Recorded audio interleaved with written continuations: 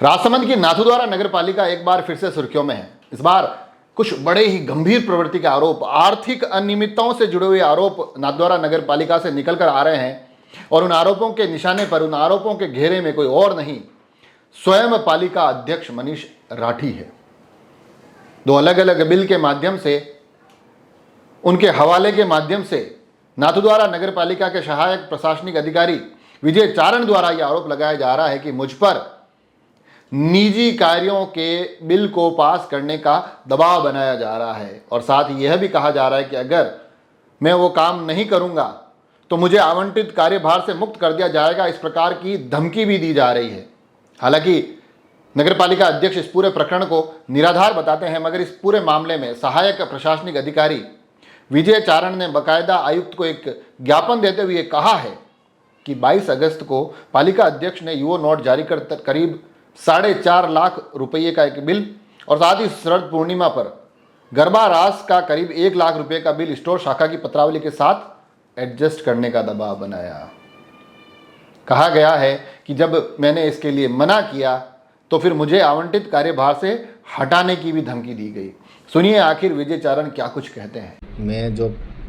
मैं परेशान था और उसके संबंध में मैंने अपने आयुक्त साहब को लेटर दिया है। मेरे जो लेटर था उसमें लिखा है कि बिलों को एडजस्ट करना था और मैं कर नहीं सकता सर, इसलिए मैंने लिख के दे दिया कि मेरे से चार्ज हटा दें। तो उसमें लिख रखे हैं मैंने, उनमें यूओ नोट जारी कर रखा है, बिल भी प्राप्त हुआ है मेरे को।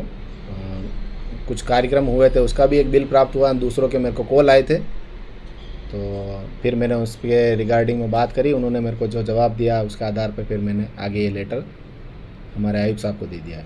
गरबा प्रोग्राम हुआ था, वहाँ का पानी का बिल थे, LED स्क्रीन के बिल हैं कोई, और फ्लेक्स बैनर और वहाँ के एंट्री पास के कोई बिल हैं उसके।